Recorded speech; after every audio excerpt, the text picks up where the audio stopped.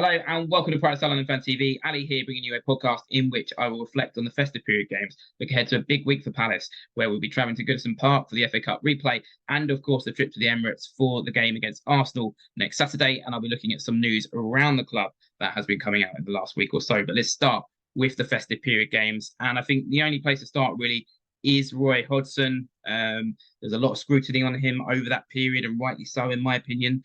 For me, after the Brighton game, I was done with Roy. I would have been up for him going there and then. I felt like he engineered us towards a draw. I think even Brighton fans would say they weren't in a good moment during that game. They didn't play very well in the first half.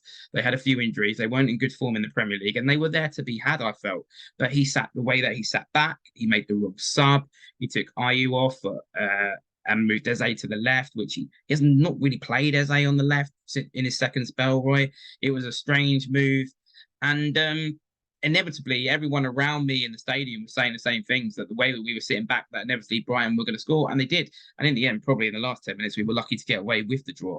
At that point, I was like, this is never going to change. Roy is so set in his ways. This is never going to change. If we can get a new manager in time for the FA Cup third round, let's do it. That didn't transpire. What transpired was we made a good fist of it at Chelsea, and probably would have got something if Eze had made better choices in our own box and the opposition's box. Don't mean to be harsh with Eze, he's a player I love, but that game wasn't his best. And the festive period in general, he looked a bit out of form and out of fitness. Hopefully back to his best come midweek when we play Everton. But I think as well against Brentford, we saw the same thing, poor in-game management. Even though we won 3-1, it was a much better performance against Brentford, and Eze did improve as well. But the lack of subs could really have cost us on another day. You know, if Weezer puts one of those chances away, Malpai hit the bar, which was hilarious. And ultimately, we could have paid a price if we were playing at Brentford in better form. And, you know, at that point that we brought on a sub, Brentford had brought on four. And what's happening is we're reaping what we sow, in the fact that we've appointed a manager who was notorious really in his managerial career for in-game management being his weakness in the five sub era. If we're going to keep Roy, he needs some help. And it was good to see, I think, against Everton, the subs actually, in my opinion, were a bit better. We made earlier changes, and you could see Roy and Paddy around him. Although I know some people have angst about Francois being taken off, especially with the sending off in that Everton game, but that's a bit of hindsight. Francois was taken off before the sending off. But the earlier subs were made, and we didn't get as overrun in the midfield as we did against Brentford, for example. We need the coaches to get around him and help him with this. The symbolic image of Roy in his career, really, sadly for him, was the Iceland-England game, where he sort of sat on his hands, didn't make any changes, and we went out as we went out. And he's now dealing with an era where in-game management is more pertinent than ever. Because as I said, Brentford made four subs by the time we've made one with this five sub rule. It's here. It does favour big clubs, but other clubs around us like Brentford are making more advantage of it. You can tell they're pre-planning their subs for certain situations. God knows what Roy does. If he's going to stay, he needs help with this. Because the problem will continue. And this is where I'm at with Roy, is that even if we take a lead, I then fear that we're going to mess it up through the lack of subs. But look, there are obviously strengths with Roy.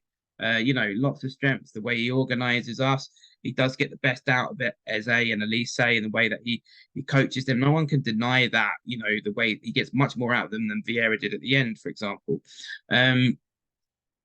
But he will never. His weaknesses will probably not change because he's at the end of his career. He's so set in his ways, which is why I think so many of us can't see it changing. But the thing is, it won't change now until the end of the season, because the new managers that we're seemingly being linked with won't leave their clubs mid-season.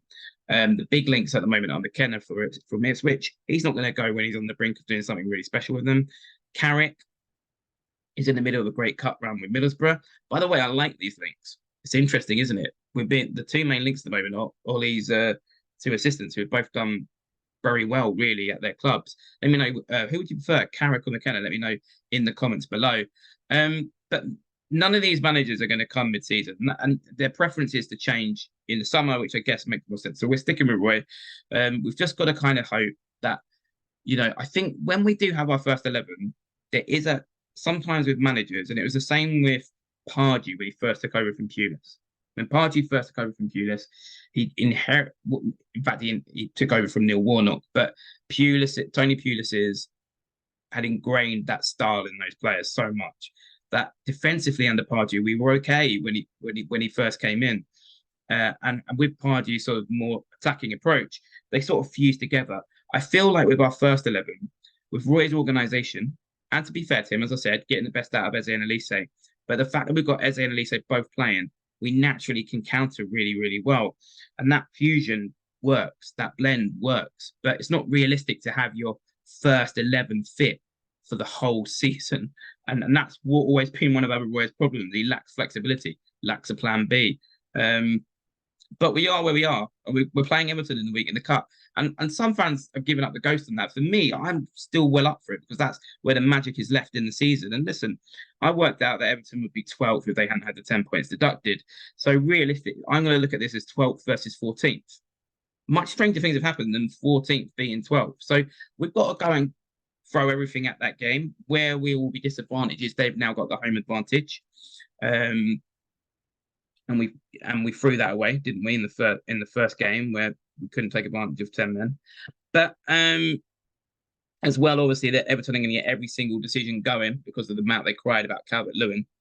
And also they have Decore back, and we don't have Elise back. And without Elise, we are quite turgid right now. It has become a bit like us relying on Saha. Everything seems to go through him. So with Eze being out of form. So we need other players to step up. We need Eze to come back in better fitness and form if we're going to have a chance. But listen, watching Everton today, defensively, they were brilliant, as you'd imagine, so well organised under Daesh. But going forward, a bit like what we saw at Sellers Park, they're a bit fruitless. And listen, I think there's a chance. I do think there's a chance. It's favouring them, but there's a chance. And while there's a chance, we've got to really go for it. For me, it's 60-40 in Everton's favour. I just hope that we're going to throw everything at it because for me, that's where the season is. That's where the magic is. Call me naive, but I'm not worried about relegation. I think Friday's Luton and Burnley's result again showed that. I just don't think we'll go down. I just don't think those bottom three have enough. Luton, I think, to be fair to them, I will be fair to them, have given it a really valiant effort, and I really admire what their manager's done there. Is he a manager we should be on our shortlist? I really admire them, but I just think it's going to be one of those valiant efforts, but eventually they'll go down heroically. But the other thing as well is there's further FFP things coming up this week about breaches for Everton. Could they face further consequences? Nottingham Forest in that, possible points deductions. I just think we're fine. I think it's if we go out the FA Cup, it's a slow procession to somewhere between 16th and 12th, possibly 11th. And that's just going to be boring. So I just hope if we got through as well, that Luton or Bolton at home is a very winnable game. So I just hope that we can pull something out of the bag midweek. The other game, Arsenal, that I think is going to be I just got no. To be honest, that's a travelling in hope rather than expectation. I fear that game a lot. They've had a bit of time to evaluate their poor form. They're going to come out guns a blazing. No Elise for us, but we pulled something out against Man City, didn't we? That game was utterly ridiculous. So you never know. But big week coming up for us. For me, it will be very gloomy if we go out the FA Cup because I will then see the rest of the season as quite a slog. In terms of the management, it's McKenna and Carrick. That's been the big news coming out. As I said, let me know your thoughts in the comments below. Other links as well to somebody called Glasner, an Austrian manager. Look him up. Great pedigree. But for me, I think, and this goes into it. I'm not going to go into the whole Parish and Textor and all of that, but Parish is the one with the bigger say still, although that could potentially change with the news this week. But I imagine it won't. I think it's gonna. I think it's gonna be a British manager. I honestly genuinely think come the summer, if Ipswich don't get promoted and Middlesbrough don't get promoted, it will be between Carrick and McKenna. I can see the battle of Ollie's coaches. So let me know your thoughts in the comments below as to who you would prefer. Transfer market. Are we actually buying anyone? Listen. The other thing that over the this sort of period has shown is that Langa's been in great form. Sinistera's been in good form. Two players I think we should have got in the summer. Um, but hey ho. But that's been our big problem really was we were with Saha gone, we were left with really just Francois who needed embedding in, and we had to play Schlupp on the left. But listen, in terms of January, I do agree. Whilst I have angst about the summer recruitment, although to be fair to them, a lot of fans now see the sense in Dean Henderson because I think Dean Henderson's been great since he's come in for Sam Johnston. Who would you play when Sam Johnston comes back? So I think I'd stick with Henderson. Um, that as much as I've got angst about the lack of left winger, and I still think, as I said, Sinister and Alanga for me. And listen, I get that. I don't think it is too. Some fans are like, oh, fans are moaning. I just, how can we let Zaha go? I'm just stating the obvious, what most people think. How can we let Zaha go and not get someone ready to come in? And Alanga and Sinistera, lots of fans were saying at the time, and Somerville at Leeds, he's still doing very well at Leeds, and they've done well. It's just it's baffling. Surely those are players that we could have gone. And when no one wants us to go and spend 30, 40 million, although apparently we've got, well, if you believe the papers, which I don't, that we're throwing around 30 million at Nketiah. It's a wide left player that we really, really need. But in terms of this market, I do agree with Parish that the January window isn't a great window. There's a reason why clubs don't tend to do business. So we're looking at loans. We were linked with a right back today and a good one, a Colombian international, which is great news, incredible news. I'm just happy to be linked with one, even if it's not true. You can tell by my excitement on it. Hopefully it comes to fruition because we've needed a right back for a very, very long time. It's 2024 now, and we've still got Joe Ward and Nathaniel Klein as our right backs. But I don't expect much else, to be honest. Can we nick a loan? Where are the loans coming from? I don't know. Listen, call me mad, but I actually think there's some semblance of hope on Kelvin Phillips, who we've been loosely linked with. Newcastle's manager Eddie Howe has come out and said that he doesn't think they'll get him because the rival managers don't want to do them any favors, and that's where I think we're in a good position because Juventus as well, who are linked with Calvin Phillips, and now being very linked with Jordan Henderson, is that Man City won't mind lending us him. We're not a threat to them. We're not rivals. Spurs have been linked with him today, but I can't see them Man City loaning Spurs Calvin Phillips, who are you technically have to say Spurs are still in the title race. We're not going to help them out. So is it really beyond the realms of possibility? Maybe because the 5 million fee that Parish is clearly not going to pay. But if it gets nearer the deadline and the player is more desperate, this is a player who, even not playing regularly, is getting called up to squads. If he even plays regularly, he will probably get in that team. I think that would probably be Southgate's preference. That was the axis, Rice and Phillips in the last Euros. I think that's his preference. He really just needs to get game time. And at a club which Southgate obviously respects, he's called up Gahey, he's called up Eze, he's called up Sam Johnston. So Phillips will just look at that, be looking at it, thinking, I just need to play some regular football somewhere for the next 6 months. I don't think it's look, I'm not expecting it to happen. I'm not saying it's likely. I'm not expecting it to happen. I don't think it's as crazy as it sounds. It would be a massive coup, but it's a long shot. But apart from that, I just don't see what the loans are. Emil Smith Rowe is someone I'd like. I think Croydon boy, potentially, not getting game time at Arsenal. The Nketiah links for me are just boring. This is not going to happen this window because Arsenal aren't going to get a striker this window. There's no way Ivan Toney's leaving Brentford. Not this window. He needs to repay Brentford, maybe in the summer, but they're not. They've also spent 100 million on Declan Rice. They're not going to spend another big fee in January. In terms of FFP, it's not happening. So the Nketiah links for me I tend to ignore. Let me know your thoughts on the transfer window. Who do you think we might go for? Will we end up with anyone? I'm excited about this right back, Colombian international. I'm just excited to be linked to a right back, and that's kind of it for the podcast, really. Obviously, there is the news regarding Textor wanting to sell his share. That's not surprising. The writing was on the wall for me when Parish voted against clubs being able to use their multi-club links to transfer players between them with what Textor does at Botafogo and obviously also Leon and there's various other clubs. So, I mean, the writing was on the wall. That's what he's apparently fuming about. You can understand it. I don't always wholly trust. I don't, for some reason, don't wholly trust Texter, particularly putting his business on the Eagle Holding Company on the stock exchange, floating it. I don't particularly want that for a club. But if I go into this, it's a whole other podcast. I understand all points of view on the current ownership thing. I think all points of view needs to be respected, particularly as there are people who have these views, whether they're for or against Parish, for example, are going to games up and down the country. I do sit somewhere in the middle, but as I said, I'm not going to go too into it because I think it's another podcast. But I did do a little poll about what people want if Texas sells his share. 43.2% said they want Parish plus a new investor.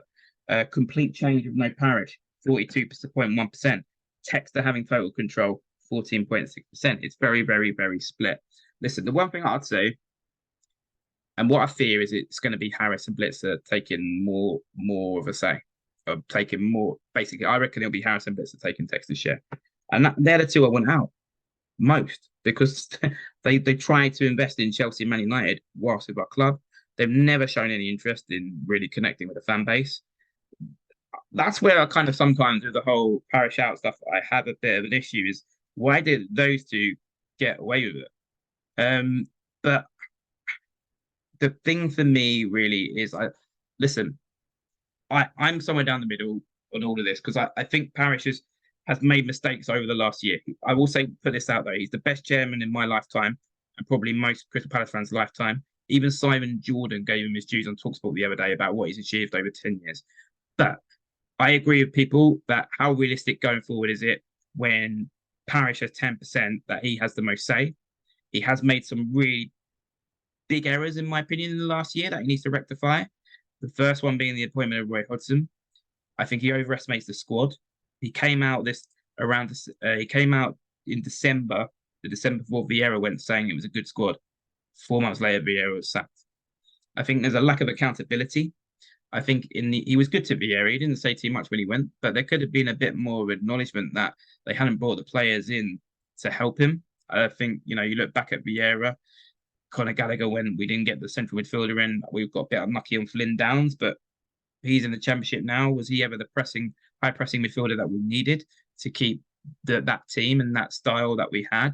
And that's what happened. It's happened now. There's no philosophy running through the club. We've got a manager who's treated the young players the way he has with Roy in the comments, where we've got this great academy. What is the philosophy of the club? He doesn't have a manager who represents the philosophy. And the big thing on where I will finish is at the moment, it just feels like there's a lack of communication. I think, a lack of communication really about what went wrong about the window in the summer. As I said, Saha went. There was Francois came in, but there's no immediate replacement. We've watched Sinistera go to Bournemouth. We've watched Alanga go to Forest. And there is a school of thought people who will defend Parish at all costs and will have a go at fans who call this stuff out. But it's got to be a balance. Like a few years ago, Parish himself said that we had to have high expectations as fans. I don't think it's living in the clouds. Palace fans watching Bournemouth get Sinistera, watching Forest get Alanga, and watching us play Schlupp on the left from pretty much August until Christmas, and thinking this isn't right. This didn't need to be like this. There's good fans who go up and down the country who are quite anti-Parish at the moment. And as I said, I respect all views. I've said I'm not going to go into this. I am somewhere down the middle on it. But as I said, I think going forward, few things need to happen. And I do think Parish will stay involved. And I still think he will have a big say at the club. I think he needs to do the following, in my opinion, to win those really anti-hit Parish people back a bit, is he needs to get the next managerial appointment right. He needs to, a big one would, if work started on the stand.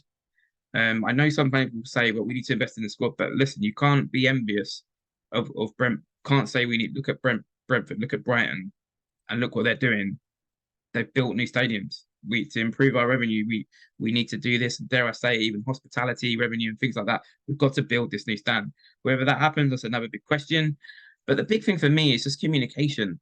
There's this thing at the moment that we don't have any money. Well, why? Is it because we're going to put the money towards the stand? And I think most Palace fans are good and will say, okay, we need to do that. Is it because so that we're in line with FFP, so we don't end up like Forest might tomorrow with a fine? or a points deduction, or like Everton have. Just come out, and I know you're not going to give everything away, but give the fans something. And that's the saddest part for me right now about our club is when Parish came in with Stephen Brower, the communication was unbelievable. They were on the forums, on the BBS. Now we just seem to get an Instagram post after we win. The program notes are very bland. He did say a few weeks before the new year that we would try and get some loans, which kind of felt like to me an acknowledgement of the situation we were in. But I think he needs to give fans a bit more in talking to us about what's going on, because there's a lot of, sod myself, like there's a lot of really good people who follow Palace up and down the country who I think deserve a bit more communication about what's going on and why things are happening. That's where I'll leave it. I said I wasn't really going to go into it because it is a separate podcast. But we've been through quite a bit in this podcast. As I said, I think we're stuck with Roy. I think we've got to stick with him and keep behind him, because there is, to me, no alternative until the summer, really, because those managers that we want aren't going to come available. And if it's an intern, well, Alan Pardew was touted, wasn't we? And let's just finish there. I don't think that's a good idea. So let's keep behind Roy. Let's hope at Everton the magic of the cup can happen and we'll keep our season alive. Let me know your thoughts on everything I've discussed today. Let me know who your choice would be on the management front, Carrick or McKenna. Let me know your thoughts on the transfer window. Who would you like to see us go for on loan? And as always, I'll be around after the Everton game. I'll be definitely doing some stuff around the Arsenal game. As always, leave your comments for me in the comment section. And if you've liked this video, press the subscribe button.